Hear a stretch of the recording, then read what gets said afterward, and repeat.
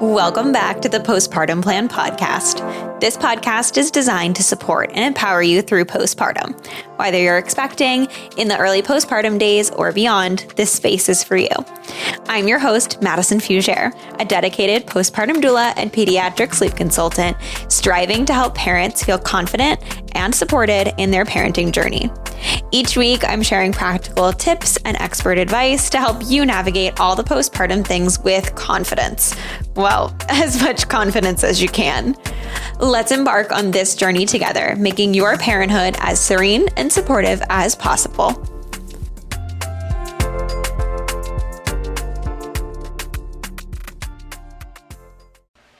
Danielle is a full-time nurse, part-time postpartum doula, and a mom of two herself.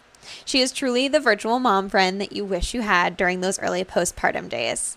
Her goal is to provide new moms with accessible education and support for their postpartum period. And she truly believes that when mothers thrive, so do their families. I am so excited to have Danielle here with me today. Thank you so much for joining me. And thank you for having me. I know we were just saying how this has been a long time coming. We've kind of known each other for 2.5 years now. And since we started this podcast, we've been talking about, me coming on to join. So I'm just so happy to be here and happy that you wanted me to be a guest on the podcast. Yeah, Danielle and I met at our postpartum doula training together, which was, 2.5 years ago at this point, which is crazy. So when I started the podcast, we were like bouncing back and forth, about other stuff and posts and social media and whatever. And I was like, you have to come on. And I think the thing that like pulled me to get you to come on even more has been your social media and like the stance and the information that you've been sharing with people and like keeping it raw and real over there of like, this is real mom life. And here's the highlight, but also here's what you don't see. Right. Mm-hmm. And so I'm super excited to kind of take that on today too, and kind of talk about like the things that people don't talk about, especially in the transition from one kiddo to two, and kind of what that's been like for you and how to handle having multiple children, because it's definitely different than having one. Yes, it is. Yeah. So before we dive into it a little bit, do you want to tell people like about you, your family, and like all of that, so that way when we start talking about it a little bit more, it makes sense? Yes, definitely. My full-time job is as a visiting nurse.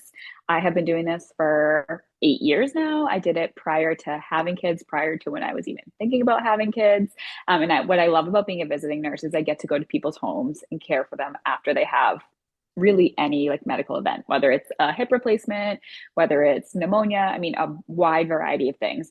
Our job is to go to their home and to educate them and their families on their care. And I tell them I want them to be an expert in their care so they're confident enough to take care of themselves. So I'm very passionate about that. Enter having my first back in 2021, February of 2021, I had my son, and he was the first baby out of all of our family and friends. Like, I am not kidding you. My brother, who is now 23, he was 21 at the time that my son was born. He was the last baby in my family. In my husband's family, it was probably a good 16, 17 years since they had any babies. And we were the first one in our friend group to have a baby as well. Yep. So we had really no one to go off of. We just were kind of blinds going into this. We did our preparation for labor, myself thinking okay, labor and delivery is the hard part. And then after that, you just get to snuggle with your baby. Right. And of course, the sleep deprivation, people talk about that, but they don't talk about all of the other things that can come up. And being a first time mom myself, and again, having no family or friends to bounce ideas off of. Yeah. We really were going in blind. Absolutely. So I had my son, had a great labor experience. Postpartum actually went pretty well, but I did find myself quite frequently wondering, is this normal? I remember Googling in the middle of the night, is this normal? Should I still be feeling, this sore, etc.? And it all was normal. But the point being, I wasn't prepared. So I shouldn't have to be Googling things in the middle of the night. Why am I still sore? XYZ.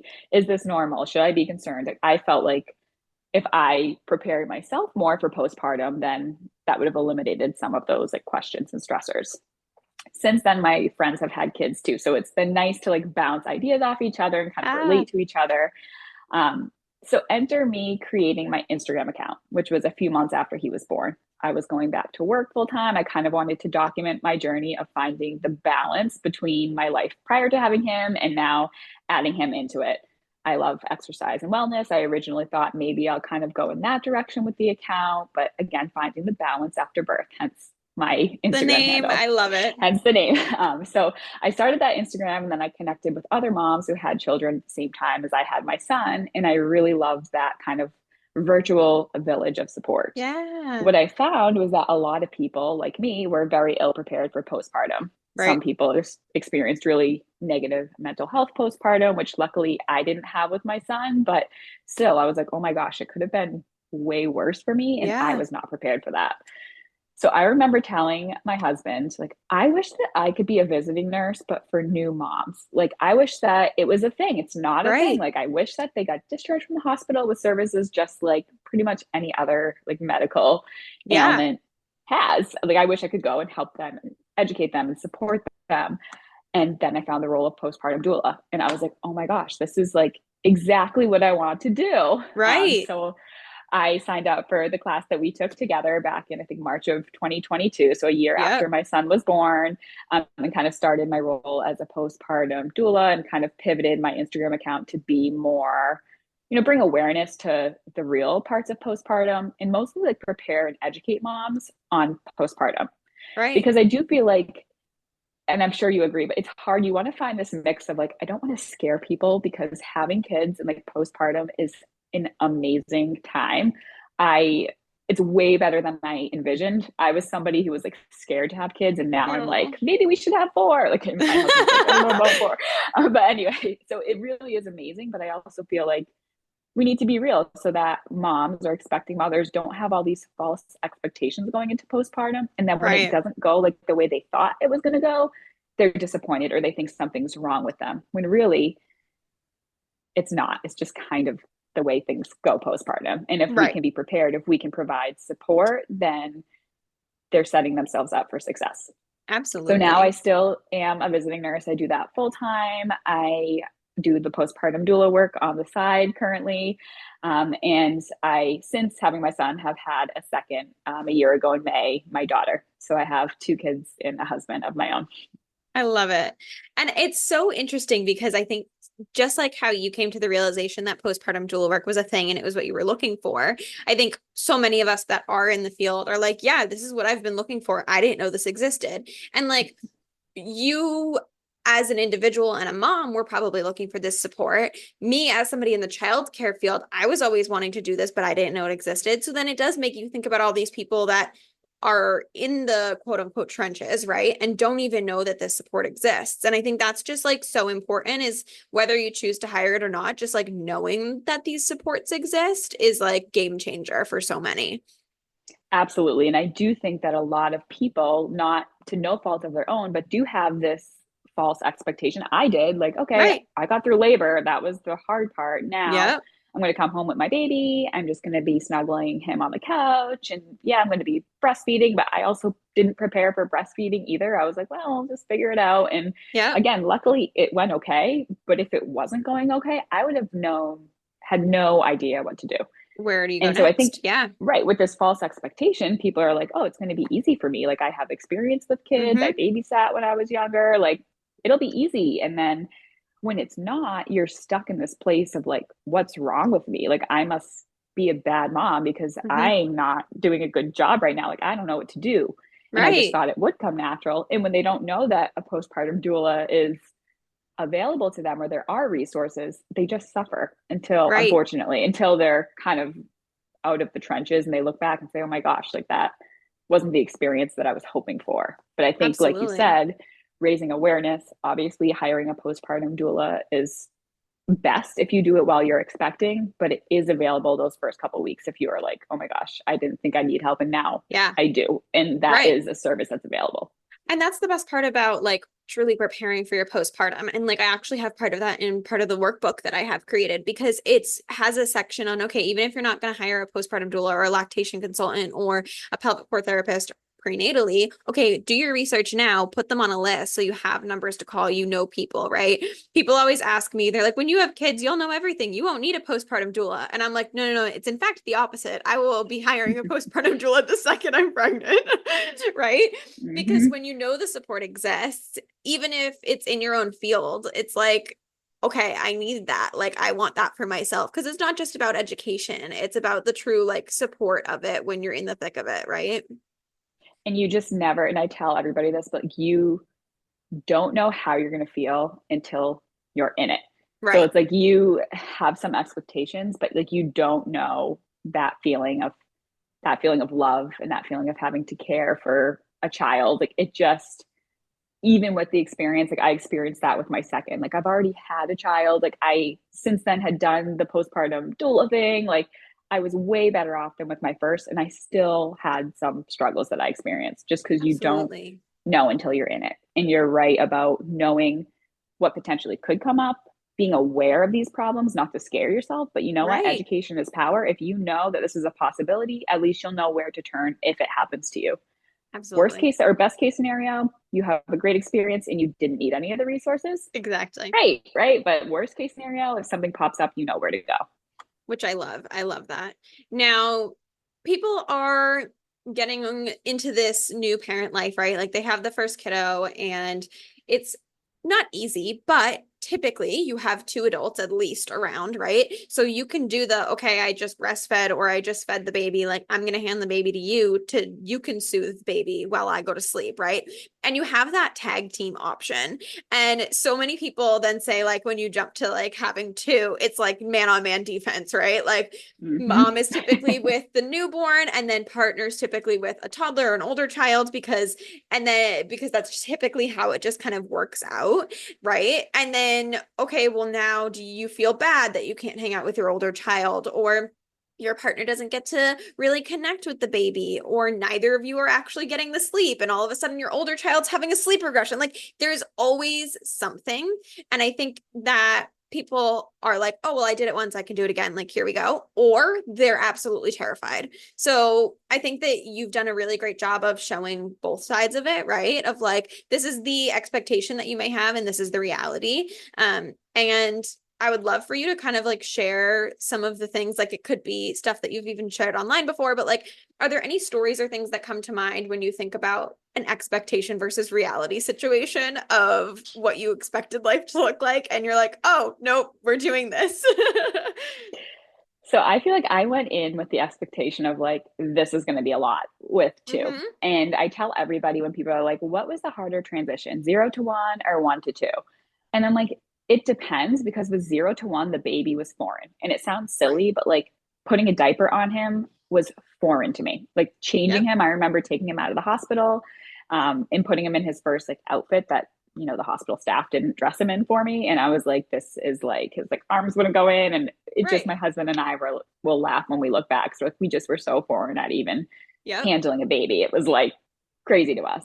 It's all With new. Yeah. her, with my second, that felt like, okay, we've got this. Like when I was in the hospital, I'm like, I feel like diapering, like handling a newborn, that all came naturally to me, or more naturally, because I had done it before. And my Yep. son was just under 2.5 when she was born. So it was like somewhat recent for us. We were like, Right. okay, we got this. Like even the breastfeeding thing, we did have some latch issues, but like I had Mm-hmm. done it before. So I'm like, okay, I kind of know what it's supposed to feel like. I know the Right. different positions. Like that was more familiar. It was handling two that Yep. was different. And that It's was a new humbling as well. newness.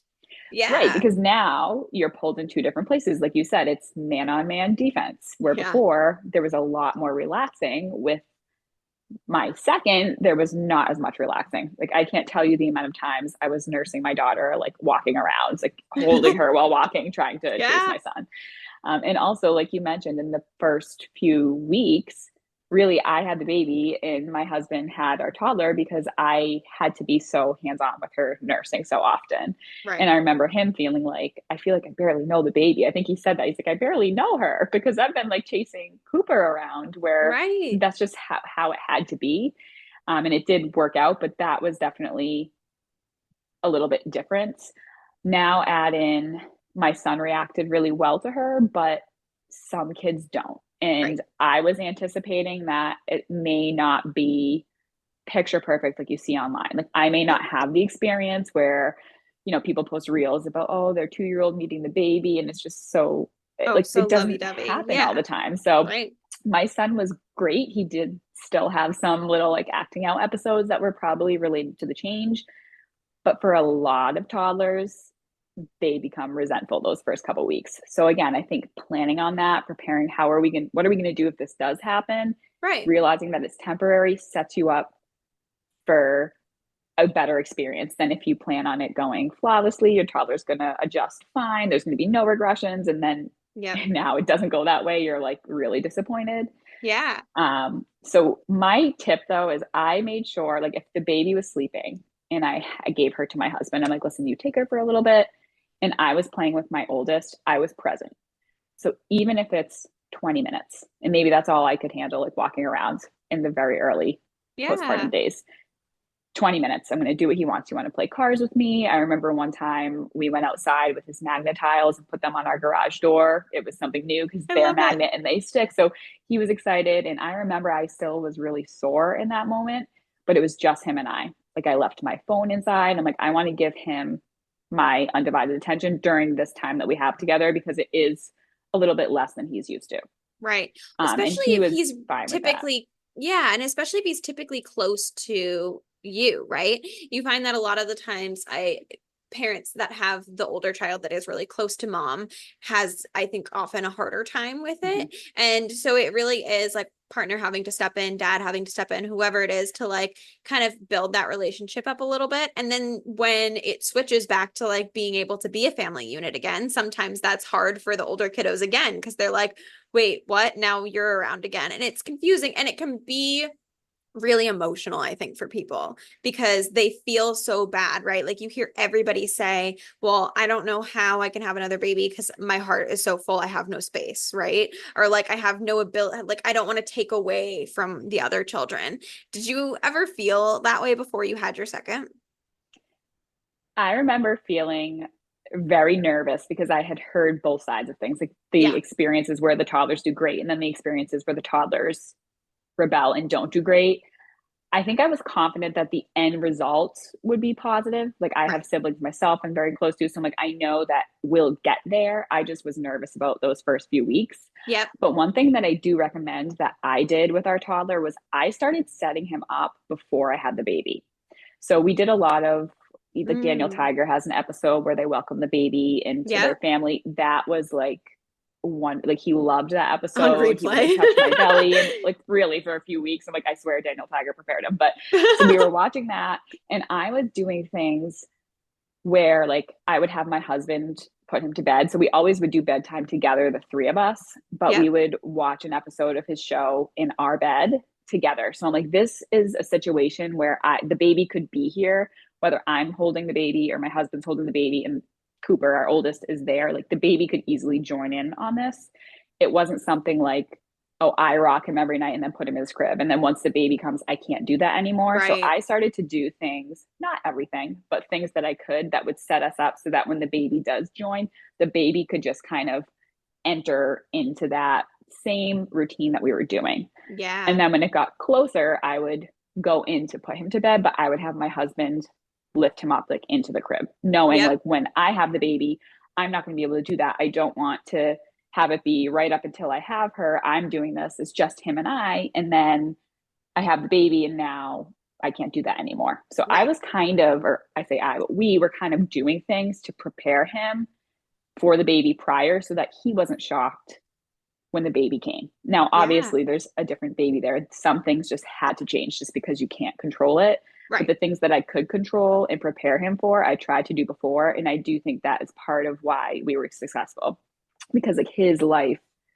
didn't change all that much. It's just that the baby was now with us. Part of it. Yeah. That's a really great point. I think that's so smart to kind of like start that process. And I think people are in the mindset sometimes of being like, I want to enjoy all these last times of being able to do that, which is totally valid. But that can also make it trickier. So yeah, kind of like still enjoy those bedtime routines. But like you said, maybe you guys do it together, or maybe you're not the one putting them into the crib because you won't be able to after, or things like that. And even the little changes can be so helpful because children truly strive off of routine. And so Mhm. a huge 180 of a routine can cause, more disruption than and good. So that's such a great point to make. Now one question that came to my mind when you were talking about those things is, was there anything that you like didn't prepare for or didn't think was going to be hard, and then all of a sudden you were like, oh wow, or vice versa, something that you thought was going to be really hard and then turned out to like not be an issue at all? So I can tell you the day. So I had my daughter at 10 a.m. on a Saturday. Okay. And I was the type of person where I'm like 24, I had a vaginal delivery. So 24 hours you had to be in the hospital. I'm like, if I'm cleared, I'm leaving the next morning. And that's what I did. They're like, you can stay another day if you want. It may be a good idea. And I'm like, nope, I want to go home. So I Oh, did. So I went home like pretty early, and I was still like kind of weak at that, like very weak at that yeah. point, like a little bit anemic. Luckily the baby was pretty good, but my son had just come down with a little cold, and he was just very testy that entire day, like Oh, start to finish. Our first full day, like as a family, he yep. was very testy, which I kind of anticipated, like thinking he was, with my parents for Right. overnight, like, when we had the baby and there was a lot of excitement. He came to the hospital to meet her, and there just was a lot going on. Yeah. But it was really challenging. And I think, especially for my husband, because my husband is now the one watching him, because I was resting. I had just had a baby like 27 hours prior, and I had the Right. baby. That was really chaotic. Mm, And I remember thinking like, oh gosh, this is not going well. And it really only was like a full day after like a couple days of him getting into his routine. yep. He started to just do much better, but it Hmm. was challenging where we both Yeah. were like very busy. Does And it then you make do get you used to it. right, right. Well, and your body starts to recoup much Yeah. faster, and your older kiddo gets more used to it, and they just Mhm. kind of, it's an adjustment period. Do you think that staying at the hospital longer would have helped in the return home, or do you think that kind of that was just the adjustment period that he needed to have and it was going to happen kind of no matter what? I think it's a mixture of both. I think I was Yeah. okay with coming home, but I was very like, I wanted him to be here. And I do think that if, like, my parents are like, we're more than willing to keep him another night. And my thought Yeah. was like, well, we're going to have to do this. Like, we're a family of four now. And I think that had he, like, maybe he came home to see us and then like went back and spent the night there. Yep. I think that extra night would have helped, just Helped because a it little. could have been like just the three of us and not, had him here. I think that that may have been helpful, but I, Yeah. just wanted him here. But Right. um, I Right. know And no a friend of regrets, and every mine, family is different, but like it's right. it's interesting to kind of get a perspective on it. Sorry, you were gonna And say a friend of yours? yeah, so a friend of mine did stay the extra night, and I think that was really beneficial to her. Okay. Um, Another thing was my daughter had a really shallow latch, and I Mm, noticed it right away. But it being a Saturday, the lactation consultant was not at the hospital. So yep. had I stayed an extra day, they could have called the lactation consultant in. So they did Mm, call me the next day and, asked me how it was going. So I had like a couple questions. I also identified that she had a lip tie pretty early on. So I ended up addressing it with her pediatrician, and hmm. we made a plan. But I feel like if I didn't have like the doula and like medical Right. knowledge that I did, that could have been really challenging. Where I think if I Absolutely. had stayed the extra day, just having that extra support from like a breastfeeding standpoint could have helped me as well. But Right. do I Right. regret coming home? No. Do I think that perhaps finding coverage for my son, even if it was like during the day, would have been really helpful for us? Also, like, yes. Yeah. Also, keeping in mind, I had my daughter, it was a really quick labor. So I was only in labor from 8 to 10 a.m. So I had her at 10, and then we had the hospital staff take her for a couple hours at night. So it wasn't like I labored all night and then, Right. didn't sleep. Like, so we did get a somewhat decent amount of sleep that night. I think that would have made a huge difference too. Absolutely. No, that's a really good point to make. And right, every single delivery, every single baby and family, it's all going to be different. But it's, I think, interesting and helpful for people to kind of like hear, because I think people do wonder like, oh, do I stay longer or do I come back home? Like, is it going to make it worse or better? And all of that as well. So I think that that's super, super important. Now, how long, I don't even know if I've even asked you this. How long did you take for leave and how long did your husband take for leave? So my husband is a teacher. I had my daughter May 13th. So he got Amazing. 3 weeks off. Um, And then I think we went back to school for 2 or 3 weeks, and then he was home for the summer. So Okay. I, at my job, get 20 weeks off through the Okay. paid family medical leave in Yep. Massachusetts. So I took the full 20 weeks off. Okay. So I was off So, from May 13th. Well, I think I went out of work a day or two before I had her, and then yep. I went back October 15th. Gotcha. Because I was going to say, I know a lot of people now with two kids, it's now you have that man on me man defense. But then, like you said, your husband went back for a couple weeks at school. What was Mhm. those like few weeks of you with the children like? Because I think people get worried about that, whether their partner has to go back for a couple weeks and then they're taking more leave, or, so I've had some postpartum clients whose families have to go back like right away, depending on what field they're in or if they're an entrepreneur or something. So I know then that can be probably very challenging because now you're truly multitasking at all times. You don't get to quote unquote sleep when the baby sleeps, right? And I think a big part of it too is like you're recovering physically. Like I Right. joke, I'm like, if you could give me a newborn with like the way that I physically feel right now, like, oh, Oh, that would be so much easier than like, oh yeah. it's like just, you're just so tired, like physically from having the baby. Never Yep. mind you're sore, whether you had a C-section or a vaginal, you're sore. Yep. So it's hard to really like chase your toddler around. Yeah. So by the time my husband went back to work for my first, it was the same. So it was 3 weeks. And I remember Okay. feeling like the first 2 weeks, I really needed help. The third week was a bonus week. And when he went back to work, I was like, okay, I feel like I can do this. With my second, I was definitely a little bit nervous. Mm-hmm. I knew I could do it, but it's when I'm nursing my daughter and my son needs something, like Yep.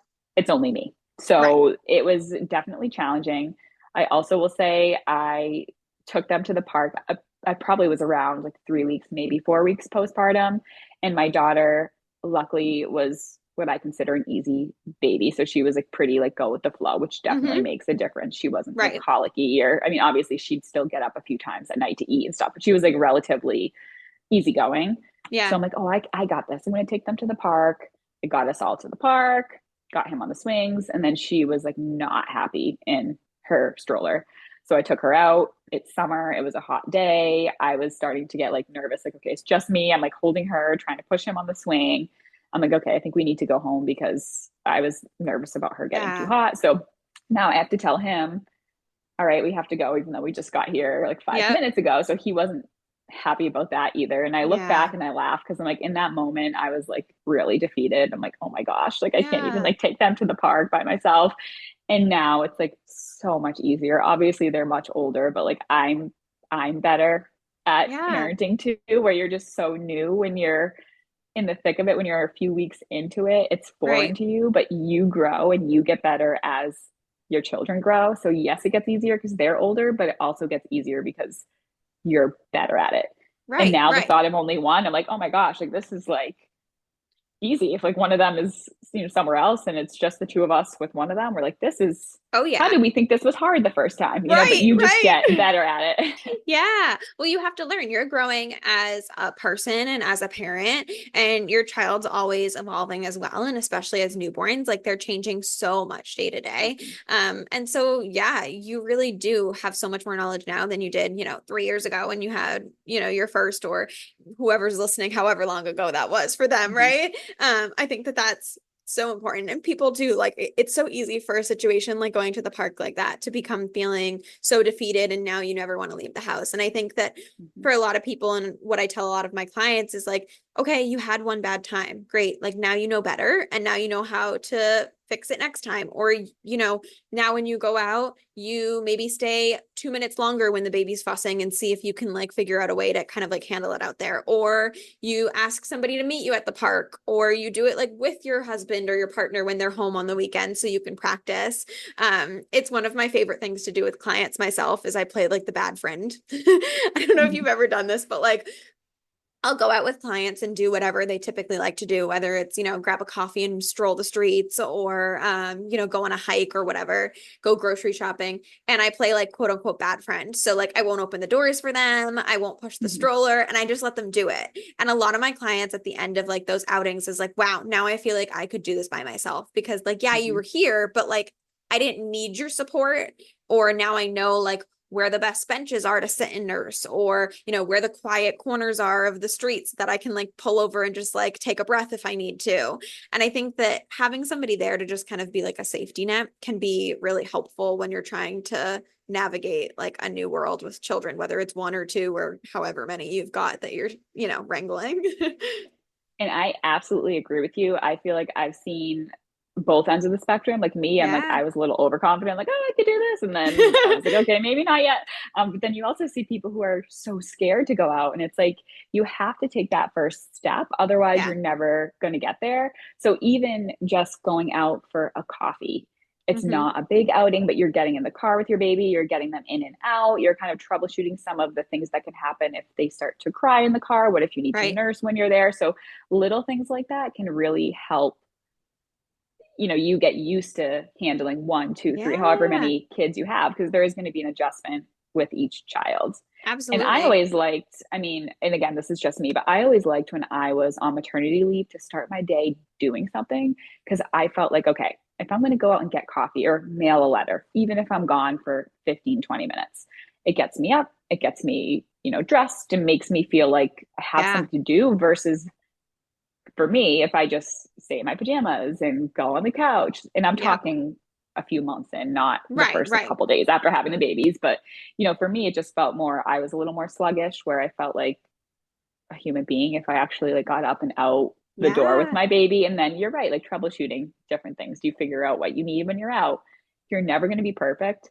Even yesterday, I took my 2 kids to Davis Farmland, which is like a big farm, and I forgot shoes for my 1-year-old.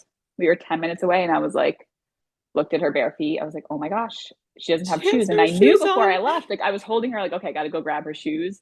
But, you know, I'm packing the sunscreen, I'm packing snacks. So even as a veteran mom, now I've been a mom of 2 for a little bit over a year, and I still did something like that. It happens to the best we figured of it us. out. We stopped at Walmart, got her shoes, but you know, you're never going to be perfect. And if you strive for perfection, I think you're only setting yourself up to fail, because there is going to be little things like that come up. Yeah. It's like that saying that everyone says, like, you know, you may see highlights online, or you may like try to set yourself up, but in reality, everybody hits their kid's head on the door frame when they put them into the car, right? Like everyone's done it at least once, right? So like no one's perfect. I think I think that people, it's so easy to set ourselves up for failure when it comes to being in a society that is so like perfection based, right? Like everyone wants to be able to do everything to the fullest and be perfect and do things and have those Instagram worthy moments, right? But just reminding yourself that that's not reality, and trying to not set yourself up to be so defeated is so important. And, you know, like you said, having that false expectation that everything's perfect and everybody I see online is perfect and they would never make these mistakes, you know, it just puts so much pressure on new moms, and realizing like we all make mistakes. You know your baby best. There are a million different ways to do things, like to parent, but you need to do what's best for your baby and for your family, because at the end of the day, like you and only you know your baby best, and you know what's best for them. And the way I parent is different than the way, you know, my siblings will probably parent. It's different than the way my best friend probably parents, you know, her family. But at the end of the day, we're all great moms doing what works best for our families. And it does take a little trial and error to figure out what works best for your family. Right. I love that. I love that so much. So everybody should definitely check out the show notes, because I'm going to put Danielle's information, and there are so many of her posts that I share on my story as well, because I feel like they are just so relatable. And you're able to share the fun and the not so fun and everything in between, and keep it real and raw. And I think that's what people really need to see on social media. It's a good breath of fresh air. I agree. Well, thank you so much. And I feel the same way about your page, obviously. Hence why I've been so excited about coming on the podcast. Oh, well, thank you. Thank you so much for joining me. Maybe we'll have to do another episode again soon. And yeah. Yes, definitely. Thank you so much for having me. Thank you so much for tuning into the Postpartum Plan podcast. I hope that today's episode brought you support, relatability, and valuable insight. Remember, you're not alone on this journey. If you enjoyed the show, please subscribe and leave a review, and share with any of your prenatal and postpartum friends and family. Your feedback helps us reach more parents seeking support. And if you're looking for additional resources, please feel free to connect via Instagram at Serene Moments Doula for constant information, tips, and tricks, or check out my website, www.serenemomentsdoula.com. See you next week.